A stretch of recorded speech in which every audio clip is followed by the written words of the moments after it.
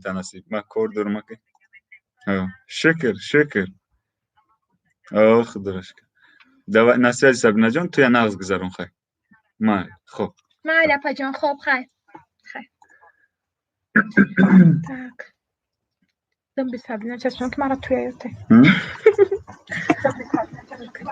اوی اما کش نیدم خب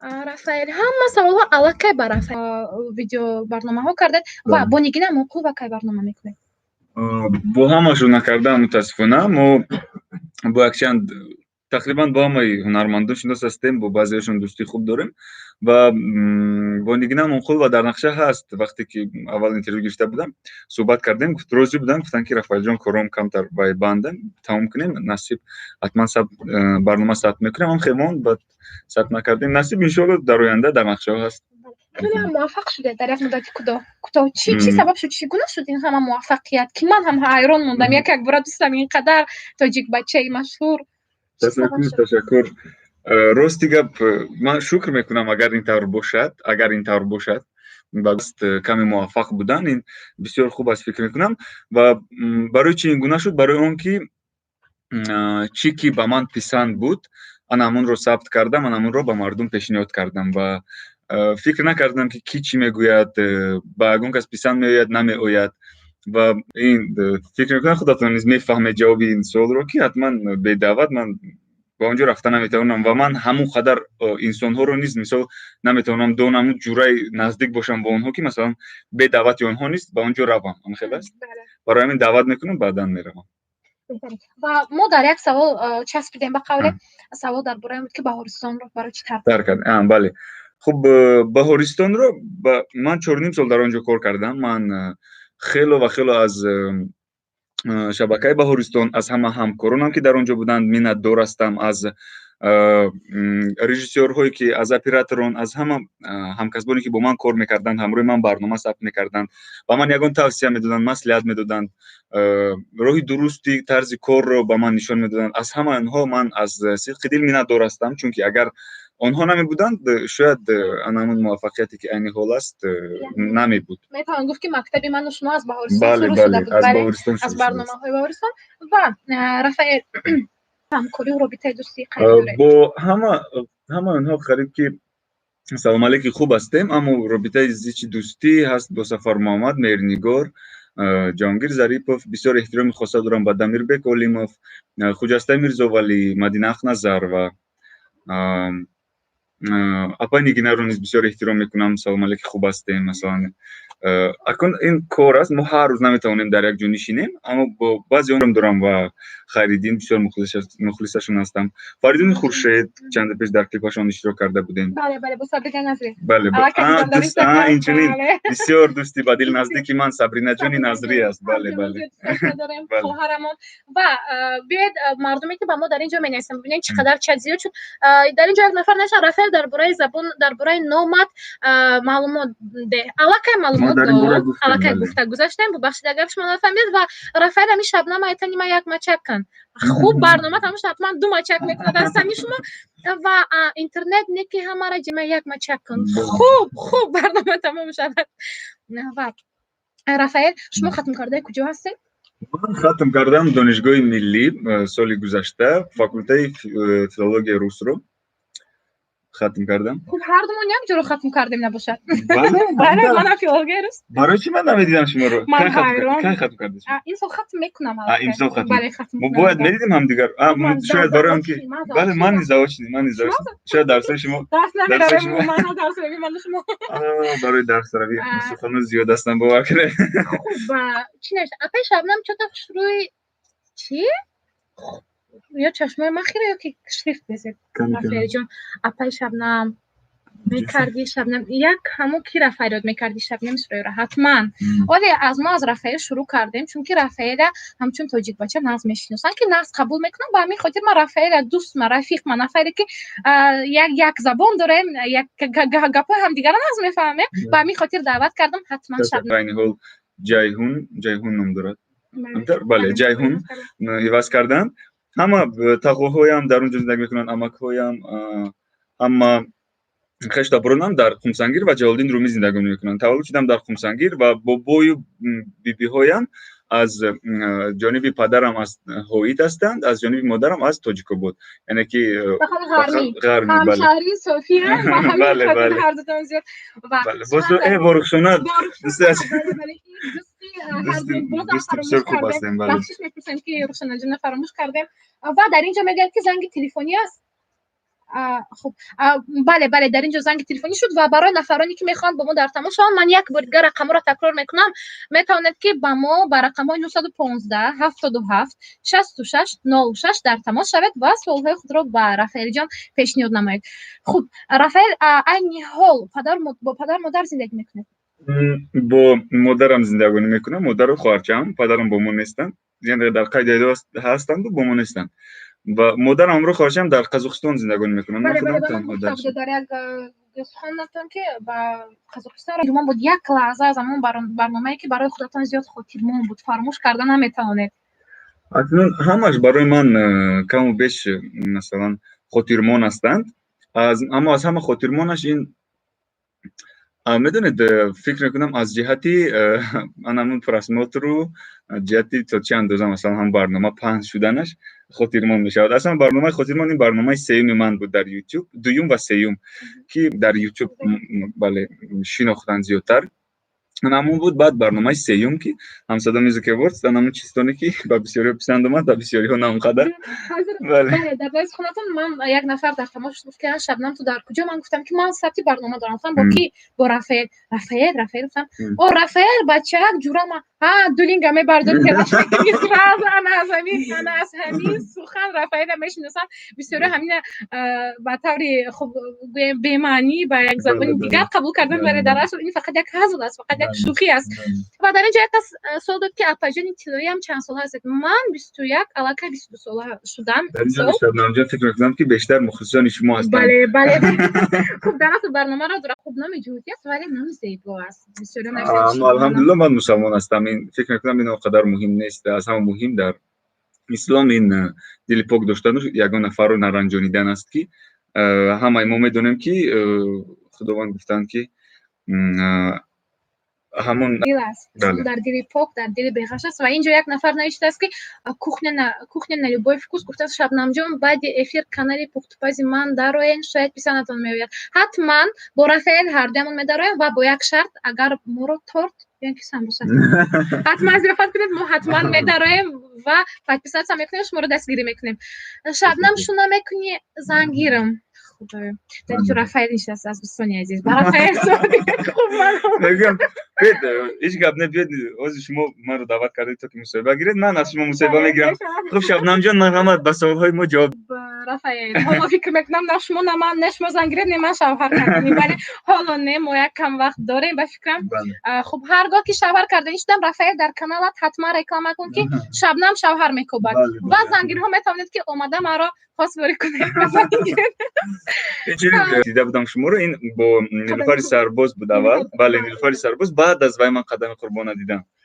شما بسیار یک سطحی یک استیل خود را نیز دارید هنگام پرسیدن و سوالگویتان استفاده کنم چون خودت میکنی. فکر میکنم که سخنی لهجه حرفی لهجه زیادتر با تاجیکان ما لهجه را زیاد استفاده میبرند و این بدیل زیاد نزدیکتر است. به همین خاطر یک سبت انیک دیگری خود را دارند به همین خاطر. و باز یک کس نمیشه است رافائیل ویدیو نیست ویدیو نو در نظر دارن. بله متاسفانه ویدیو نو نیست. ان شاء الله میشود یک ویدیو تیار است بعد از یک دو سه روز حتما در یوتیوب کانال خود میگذاریم. همچنین رافائیل با غیر ژورنالیست شومن بلاگر بودنش باز حالا اکتوری کرده شده است. ویدیو نو نیست، نه ویدیو نو هست فقط در اینستاگرام است. اومده تماشا کنید و شبنم من یاد کردم تا کی توی میکنیم حتما توی میکنیم حتما. بله دیدی آدرس رو دادم. خب و در اینجا زنگ تلفنی است بیاید میشنویم. الو خب الو این نفر علاقه زنگ رو قطع کردن با ما زنگ تلفنی اومده بود و خب انتظار میشنویم شاید این نفر باز بار دیگر در تماس شوند و دوام میدیم خوندن کامنتاری ها رو. خب باز رافائل تو چند کودک داری یا حالا نه؟ متاسفانه حالا ندارم، اما من بسیار وقتی کودکای مایده خورد رو میبینم بسیار دلم با وجه میاد، میخوام که زودتر زنگ اویلادار شوم و فرزنددار شوم. بله بله خب باور داریم تا سالهای آینده حتما رافائل انشالله. اویلادار میشود، صاحبی جیانچه هم میشویم و رافائل مهمان شوین، من مهمان میشم. خب شاعرم محموده بفکرم کمک خطا نوشتن یا من خطا خواندم. رافائل مهمان شوین، من مهمان میشم. بله تشکر برای دعوتتون. خوب خب چه دیگه سوال رو بله باز هم خواهرانی گلم شبنم پختوپیزی باز هم گپ درباره شبنم. خب تشکر زیاد به هر کدامتان. بله خب سوال خود رو به رافائل جان پیشنهاد کنید چون که مهمان امروز. تشکر زیاد. تشکر سلامت باشید.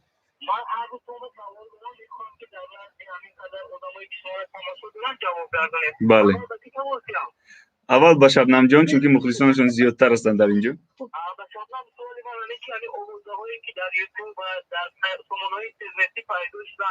گویا که شما تمام رسخات توی رو به گردن گرفته با عبدالرازق خانه‌دار میشید. بله من این رو دیدم در کجای دیدم. من عاشق شبنم هستم، میخوام حقیقتش رو دونم. خوب مرحمت شبنم جان. خوب برادر عزیز، تا به قولی که من عاشق عبدالرازق هستم ولی همچون خواهر من او را دوست می‌دارم همچون برادر خود. فقط در اینجا همکارمان رستم عظیمی کمی شوخی کردن و درباره همین عشق و محبتی من یک کمی گویا که دیگرگونه نوشتند و مردم دیگر نمود با این را برخورد کردن و بله دوست می‌دارم ولی همچون برادر و یعنی توی را به گله نمیگیرم و اگر پولدار شوم حتما طبابت عبدالرازق را پوره به گردن میگیرم، او را به کلی طبابت میکنم. و سوالتون هم میتونید که به رافائل جواب تید. سوال تید.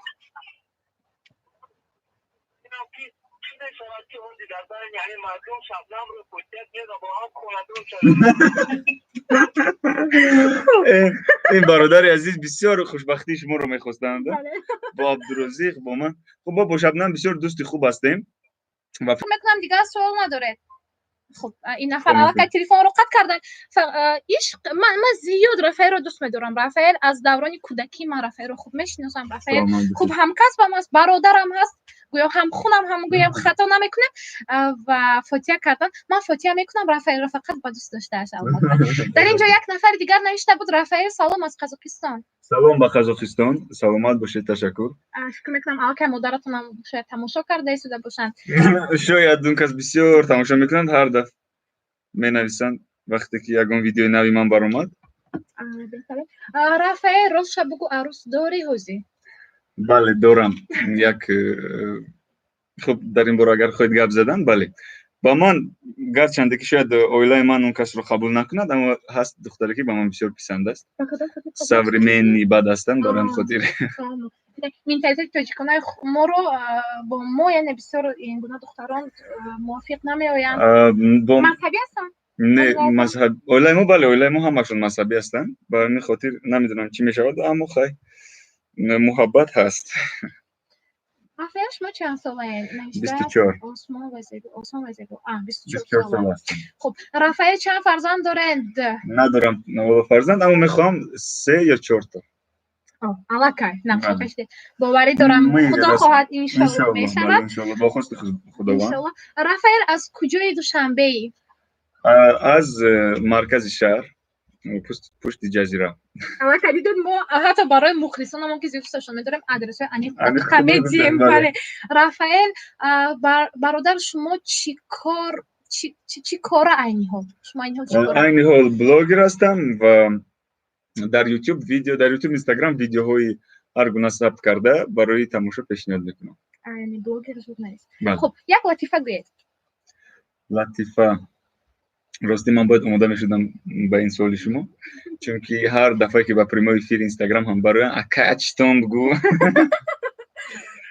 مردم یعنی وقتی عادت کردن با این چیزان ها با چند پیش در خوجند بودیم. خب بسیار لطیفه های زیاد گفتن در اونجا نفران که ما رو دعوت کرده بودن اما از خاطرم برآمد راستی گپ عذر زیاد است به خاطر بیارم در هنگام صحبت حتما با شما میگم. و اینجا یک نفر دیگر می نویسد رافائل امو ریشتا پول نیمونی نمیشود. پول نیموندگی просто ایجاش بسیار نمیبرویه برای همون خیلی بار برم لوی جان کم طرف خیلی کم تفکاش میکنه خیلی میگم میکنه گفتگو غربیه تمکش مینا بیا درباره خب درباره غرمیان گپ زدیم و در اینجا رخشانه در به خاطرم اومد چگونه شناخته شده بودید با رخشانه کریم با خب من برنامه سیوم بود رفتم در اونجا با سابرینا با رخشانه در همونجا شناخته شدم با بسیاری ها نیست در همونجا شناخته شده بودم و با امروز رخشانه در یک جا نشستیم و رخشانه گفتن که برنامه ما رو دیدند و از بهارستان تماشا میکردم خیلی هم صحبت شدیم بعد گفتن که من نیز غرمی هستم که من نیز غرمی گفتم بیا برای یک اینترویو ده کمتر صحبت کنیم چون که اون وقت من رخشانه رو همچون مدل و از همون ویدیویی که میگلجا بود که وسالش میگلجا ده از همون ویدیو میشناختم بعد اینچونین با شیخ کیم چه گپایشون گریخته بود شیخ توجی او کرد یعنی همونجا شناساییش خوب شد بعد از وای صحبت میکردیم زیاد بعد برنامه بر اومد رخشانه هم در اینستاگرام خود گذاشتن سابرینا هم همونجا چیستان رو بریده روان کردم اون کس در اینستاگرام گذاشتن که مردم نفهمید دیگر خیلی قبول کرد بعدن گپ و چپ زیاد شد بعد وای بسیار با من نوشتن بسیار با رخشانه نوشتن بعد یک حادثه دیگر شد که بعد از اون حادثه ما یک چند ماه گپ نمیزدیم خاری بودیم با قولی بعد از وای بود در یک شرابین دیگر بخوردیم با خیلی اشتی شدیم با همسایه اینجا نفر دیگر بنویسد که رافائل با لهجه منطقه خودتان حرف بزن خب سلامت باشید بدون عین حال ما امروز که تصمیم گرفتیم ادبی حرف زنیم ادبی بهتر بله حتما در برنامه دیگر حتما رافائل جان با زبانی با لهجه خوب غرمی حتما حرف میزند و یک نفر دیگر در اینجا نوشته بود الان که به فکرم کامنتاری رفت رافائل کمتر غرمی گزم بازم یک نفر دیگر و یک نفر دیگر رافائل امی شبنم توغری نکدیم مودا بچه حتما گفتن که شبنم جان گفتن که ادرسشون پروفسیوز بیاید همونجا قلاوری کنن میبینیشه بعد خونهشون خواستگاری روان بکنه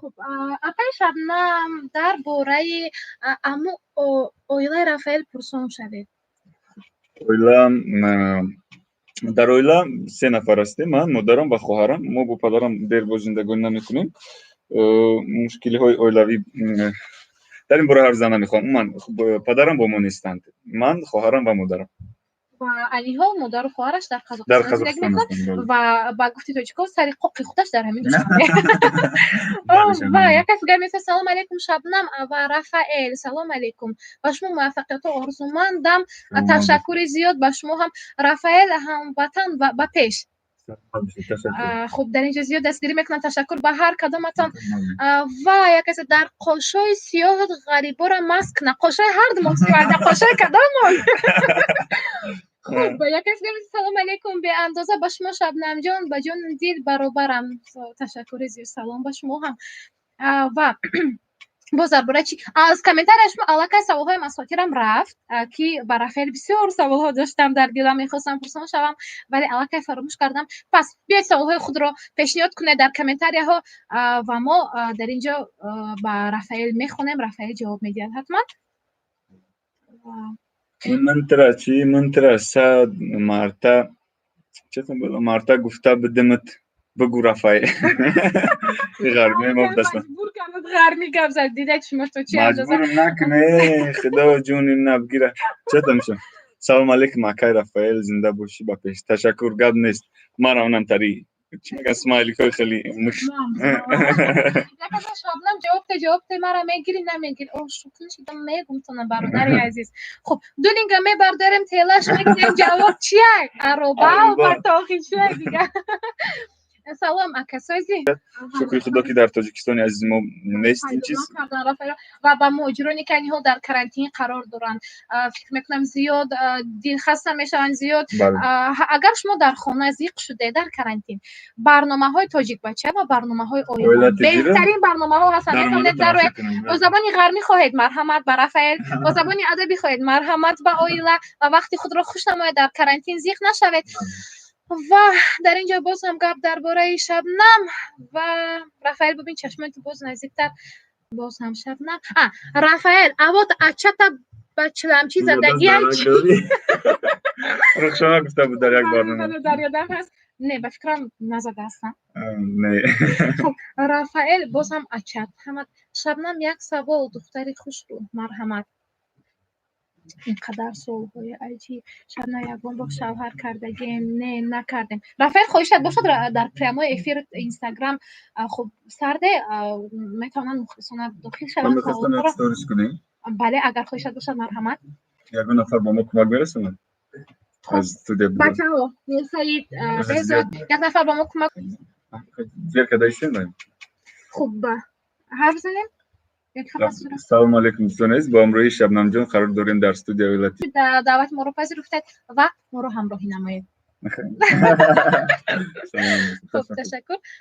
و شاگرد گپ زن مرا گیرن کرده در کجا کرده رافائل رحمت برای جوابای راست. سلامت باشید سلامت باشید. خب اینجا باز کوخنیا التماس اپا یک کامنتار یا بروی کنن. خب مریم می‌نویسد این رو. رافائل در یوتیوب در سیومکا کدس چی گپ هست بلوگری باز کردن؟ نه متاسفانه باز نکردم. بله این وای آی بی من است گفتی مهرنگار آی بی من بود. خب به خاطری که دیگر کارها زیاد بودند بند بودن به همین خاطر و کوشش میکنیم که در آینده نزدیک زود ویدیوهای خوب آماده کرده به شما پیشنهاد کنیم دوستان عزیز. بله من فکر میکنم این خوب است نه؟ بله البته خوب است که شما تماشابین خود را داره در یک مدت خیلی هم کوتاه خیلی هم خوب در دل دیدگان آدمان جای یافته. و سوال نوبتی هم چنین رافائل من میگن نون رافائل دیگه سلامت باشین تشکر. چی سوال دیگر چی رو دیدید؟ سوال دیگر سوالی خودم. بله هر وقت در اینستاگرام یا که در یوتیوب ویدیو رو نشر میکنید این رسمتون رو میگذارید حتما باید کامنتاری‌های داشتنامه‌های قبلی باشن چگونه به این به قول بروسی اتریگی رو میکنید چگونه به این جواب. راستی من اول بسیار غمگین میشدم بسیار زخم میشدم فکر میکردم در این باره که شخصا من با یگان کس کار ندارم یگان چی که با من پسند نباشه تماشا نمیکنم گذشته میروم مثلا و اوستا بعداً فهمیدم که همه با مثل من نیست. خب آدمانی که ایموسیون خود رو وزدیرجت کرد یعنی احساس داشتن نمیتوانند و با همه کار خوش میشوند و انمون قلب ناپاک خود رو با انسان ها میکشویند که این بسیار خوب نیست. یعنی اول بسیار غمگین میشدم بعدا آموخته شدم و فهمیدم که آدمان هر گونه میشوند و برای از اول که من تصمیم گرفتم که گپ یگان نفر رو گوش نمیکنم و چی که به من پسند است میکنم انمون رای پای گرفتم رو دوام دادم. بله با این حال یگان شبنم میخوام قطعی یک ویدیو کنیم چی میگی حتما ویدیو میکنیم برادر عزیز. یک نفر دیگر گفت که رافائل با دیگه رافائل با پشه دیگه رافائل برای این دیگه و با همون کامنتاری هاش ما جواب میدید یعنی در جواب داشتنامه ها نه با داشتنامه جواب نمیدیم چون که نفری که انسانی که خودش رو احترام میکند انسانی که خودش رو مرد میحسابد و انسانی که خودش رو با شعور و با عقل میحسابد هیچ وقت نمیگذارد با وجدان خودش نمیگذارد که نفر دیگر رو تحقیر کند و سخنی بد گوید و یعنی دل دیگر نفر رو رنجاند. پیش از اونی که مثلا باز بسیاری از نفران همین مردم تاجیک خودمون مسلمان میگیرند و حقارت میکنند دشنام میکنند و فکر میکنند که این کار خوب است و با این کارشون با اونها ثواب نوشته میشود به نامه اعمالشون اما متاسفانه این طور نیست. بله و این رو ما میفهمیم که این گونه نفران از نه تنها از رویه اسلام از رویه آدمگری انسانگری و عقل و تمیز دور که هستند با همین خاطر این گونه چیزا رو مینویسند و به این اهمیت دادن هم لازم نیست. با این گونه نفران نه دستوین نه دستوین تواشته با وقت خود رو یا اینکه نرو خود رو صرف کنید. در این یک نفر برادرمون با ما عکسی خب اسماعیلی که بنان و اناناس رو فرستاد فکر میکنم که در